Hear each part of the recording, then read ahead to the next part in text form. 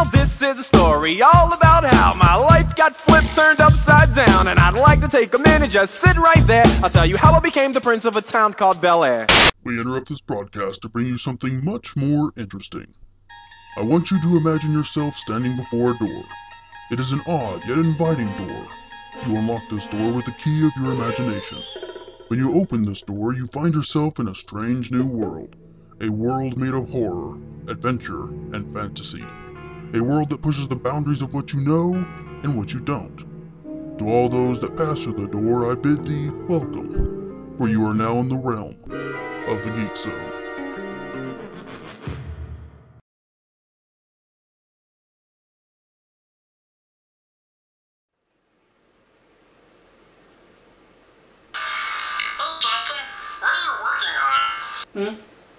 Some research.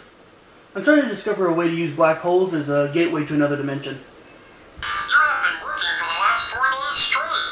You need a break. I know. How do you like the blueprints for your new body, by the way? I think I like it. It looks very nice. I'm glad. Justin, I must insist that you take a break. Insist? I think not. I'm too close. I feel it in my bones. What are you doing? Calling your mother. You wouldn't. Try me.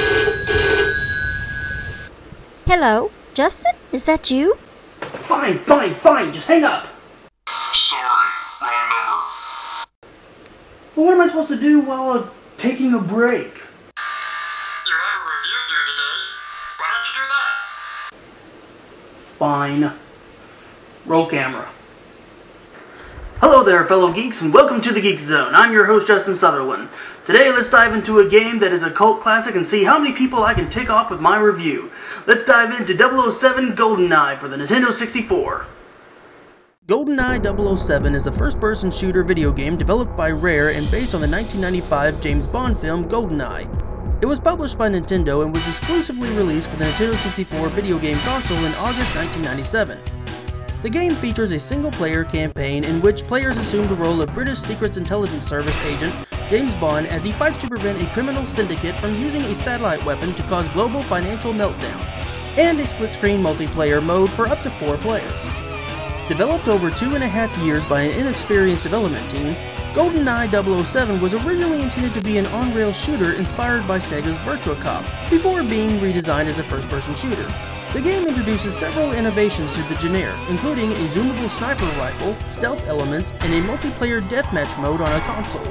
GoldenEye 007 was a critical and commercial success. It received overwhelmingly positive reviews from video game websites and magazines, and sold over 8 million copies worldwide. The game has been praised for its multiplayer mode and realistic and varied gameplay. It is widely considered to be one of the most influential shooting games of all time. GoldenEye 007 was followed by a spiritual successor, Perfect Dark, also developed by Rare for the Nintendo 64. In 2010, a reimagining of the game was published by Activision and released for the Wii and Nintendo DS. Now I know what you're thinking. Thanks for the info, but how does it actually play? Well, let's jump into it. Controls are nice and easy to get used to. At first they can be a little confusing, but you get over that within the first 5 to 6 minutes. Not much I can say except for a 4.9 out of 5. Graphics in this game are split down the middle.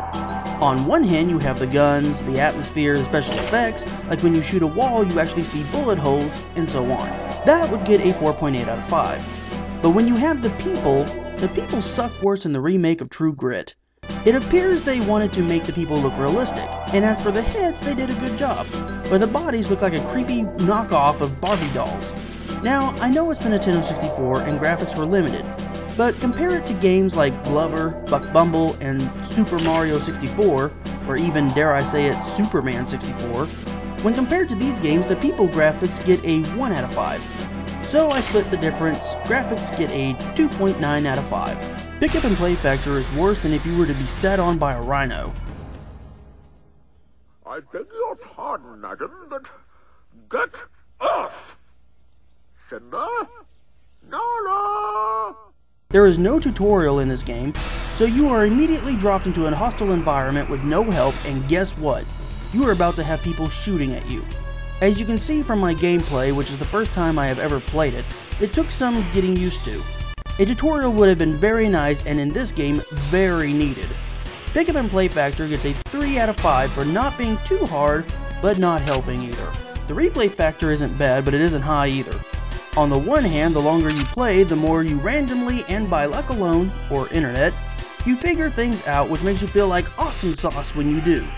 But there again, the game can be so frustrating that you just want to turn it off, throw it on a shelf, say a curse, and walk away, not playing it again for a long while. Replay factor gets a 3.4 out of 5. Now for something nice. The sound in this game is awesome. The gunfire sounds nice, the music is awesome, and everything audio related is done very well and sets the appropriate atmosphere. Sound gets a 5 out of 5.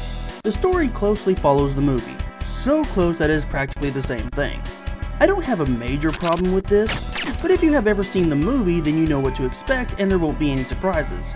I think that all deserves a 4 out of 5 for being good, but not giving us anything new. Wanna Play Factor is like the movie it is based off of. It all depends on whether you like first-person shooters or if you like secret agent films. If you don't like that kind of thing, then there is an 80% chance you won't like this game. If you do like it, then there is a 90% chance that you will like it. So, Wanna Play Factor gets a 3.7 out of 5. Now let's tally up the score. Control, 4.9 out of 5, A+. Graphics, 2.9 out of 5, F+. Pick Up and Play Factor, 3 out of 5, D-. Replay Factor, 3.4 out of 5, D+. Sound, 5 out of 5, A++. Story, 4 out of 5, B-. Wanna Play Factor, 3.7 out of 5, C-. Total, 26.9 out of 35, giving 007 GoldenEye for the Nintendo 64 a 77%. Congrats GoldenEye, you get a grade of C+. Now, would I recommend this? That's hard to determine. I think the game is nice, and I do enjoy playing it for the most part, but after 26 minutes of not being able to get past the first stage, you can see why I don't play this thing too often. I would have to say pass on this one. I don't know how the remake plays, but hopefully they added a tutorial that helps you know what you're supposed to do.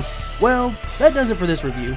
I have to go be killed and brought back to life as a robot cop to save a city from a ruthless corporation, so later. We now return you to your normal broadcast. Thank you. Coming up, I couldn't string together 2 sentences to save my life. Tonight,